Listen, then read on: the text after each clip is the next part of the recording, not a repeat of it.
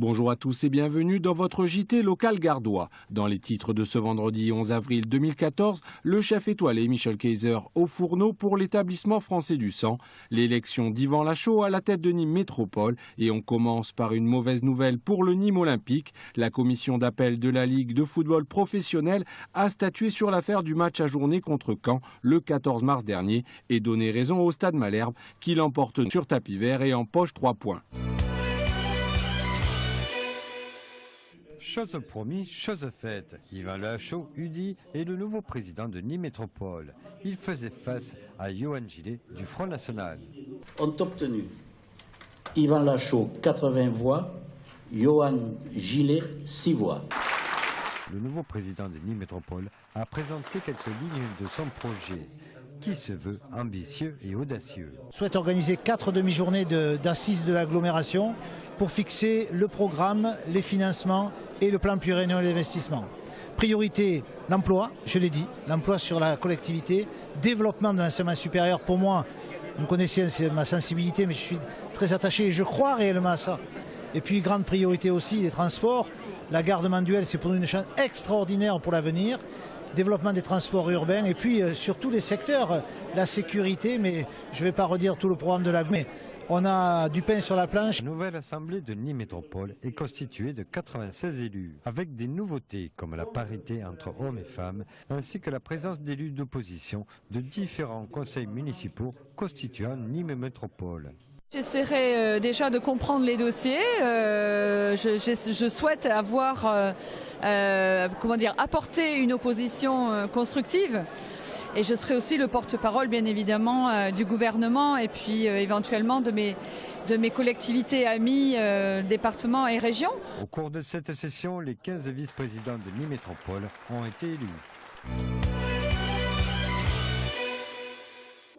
œufs tièdes au miel de châtaignier, huîtres en gelée, cabillaud au radis. Il faisait bon ce jeudi 19 avril donner son sang au CHU Carremo. C'est Michel Kayser, le chef doublement étoilé du restaurant Alexandre, qui concoctait la collation post-don. Le fait qu'on me demande de faire un buffet pour que les gens viennent et puis qu'ils aient une motivation supplémentaire pour venir donner du sang. Et à partir de là, j'espère que dans 6 mois ou l'année prochaine, ils reviendront. Pas forcément parce qu'il y aura le restaurant Alexandre, mais ils viendront ne serait-ce que pour donner du sang parce que c'est un besoin, quoi. C'est vital, on a besoin de sang dans les hôpitaux. En France, 10 000 dons de sang sont nécessaires chaque jour pour subvenir aux besoins des malades. Il ne faut pas qu'on relâche nos efforts et c'est pour ça que cette opération a lieu actuellement au mois d'avril avant les ponts du mois de mai qui diminuent l'offre de collecte et donc du coup on doit collecter de manière importante de manière à pouvoir anticiper cette période difficile. Mise en place par l'établissement français du sang, l'initiative entend ainsi récompenser ses donneurs habituels et en attirer de nouveaux. Pour quelle raison aujourd'hui ? Essentiellement parce qu'il y a Michel Kayser, donc j'ai dit allez c'est l'occasion de venir manger un bout en même temps. C'est sympa, ça donne encore plus envie de venir, c'est un bon moment et ça permet de découvrir un restaurant que je ne connais pas en plus. Donc, voilà. Je donne mon sang depuis 40 ans à peu près.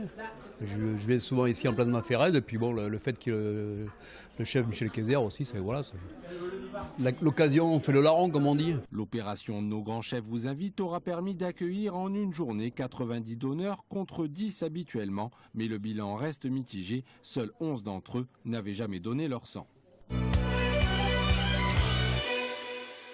Pour l'édition 2014, la Feria d'Alès cultive sa spécificité, les corridas dures. Avec samedi 31 mai en ouverture, Camille Juan, Paulita et Augustine de Espartinas qui affronteront pour l'histoire un lot du Berionnet. Lors de la création, de l'inauguration des Arènes d'Alès en 1893, 2 taureaux du Berionnet ont été lidiés à Alès. Donc il y a toujours eu une liaison. Et il y a une liaison aussi, c'est qu'un de ces gardiens, un de ces bails, a été tué aussi dans l'ancien choral d'Alès il y a une trentaine d'années. Autre nouveauté, l'organisation d'une corrida concours avec des élevages comme le Puerto de San Lorenzo, Val de Fresno ou Adolfo Martin qui seront combattus par Rafael Ilio, Salvador Vega et Alberto Lamelas. L'intérêt de cette corrida concours, c'est de voir des taureaux bien présentés, d'essayer que les ganadères jouent le jeu avec des taureaux qui ont de la bravoure. Le spectateur attend le tierce de pique à Alès plus que jamais. Donc il n'y a qu'un picador en piste. On met le taureau en suerte et mieux. mieux mis en suerte que d'habitude.